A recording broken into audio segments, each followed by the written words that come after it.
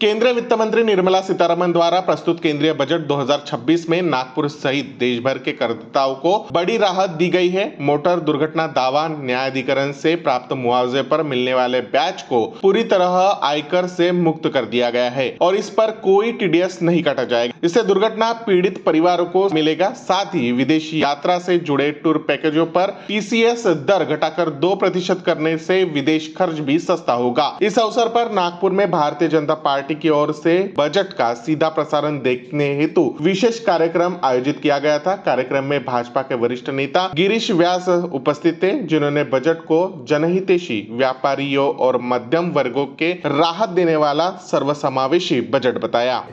मी सर्वप्रथम भारताचे पंतप्रधान माननीय नरेंद्रजी मोदी यांचं अभिनंदन करतो की त्यांनी एका महिलेला ही एक त्यांना वेळ दिली की त्यांनी 9व्यांदा या देशामध्ये या देशाचं भारतसारख्या मोठ्या देशाचं बजेट सादर करण्याची त्यांनी संधी दिली।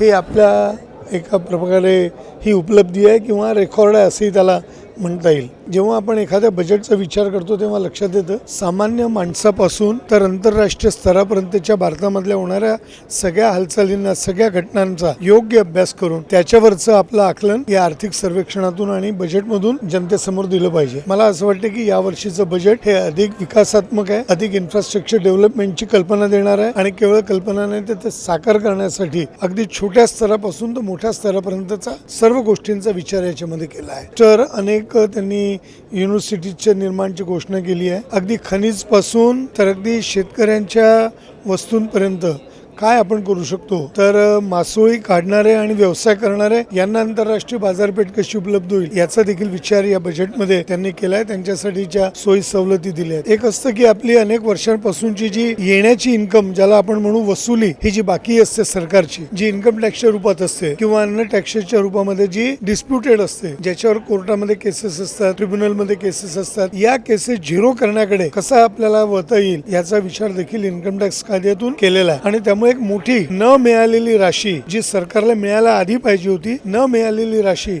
या माध्यमातून येईल की झिरो टॉलरन्स ठेवून अगदी कुठल्याही प्रकारचा प्रिज्युडाइस म्हणजे तो दोषी आहे, आरोपी आहे, अपराधी आहे ही भावनेतून मुक्त होऊन तो करदाता आहे या दृष्टिकोनातून ते प्रावधान केलेलं आहे। हा देखील एक फार मोठा त्याच्यामधला उपयोग या बजेट मधला आहे। सामान्य व्यक्तीच्या गरजांना कसं चांगल्यात चांगलं आम्ही मांडू शकू याचा विचार देखील याच्यामध्ये केला आहे। मला असं वाटतं आम व्यक्तीच्या जीवनामध्ये आनंद निर्माण करणारा आणि महागाईपासून थोडीशी राहत देणारा हा बजेट निश्चित रूपाने राहील। निश्चित रूपाने आपण दिलेला आहे की आपण एक्साइज आणि कस्टम ड्युटीवर खूप त्याच्यामध्ये गंभीर प्रावधान केले आहे की ज्याच्यामुळे आपल्याला होईल।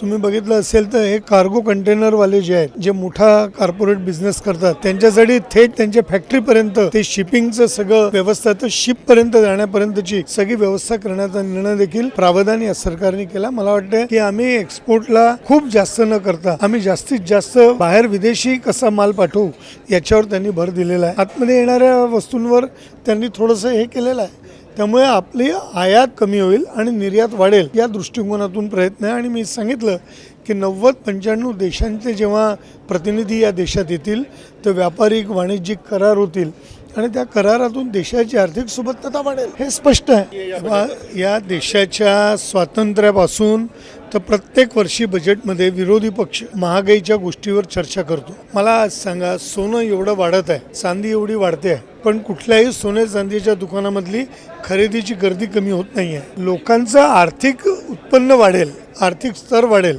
या दृष्टिकोनातून आणि कुठेही महागाईचे मोर्चे निघत होते, सगळं निघत होतं। आता कोणी म्हणेल पाण्याची समस्या नाही आहे, तर त्याचं कारण आहे की आम्ही 24/7 सुरू केलं, नाही तर पहिले माठ फोडण्याच्या योजना होत होत्या, आज कुठे महागाईचे मोर्चे निघतात। हा केवळ एक जुमला, ज्याला आपण केवळ एक फालतूची घोषणा ही विरोधी पक्षाची आहे आणि अशा पद्धतीचं नाही। महागाईवर नियंत्रण करण्याचं काम सरकार करत राहते आणि ते सातत्याने होत राहतं, याच्या माध्यमामध्ये कुठेही अडशंका नाही।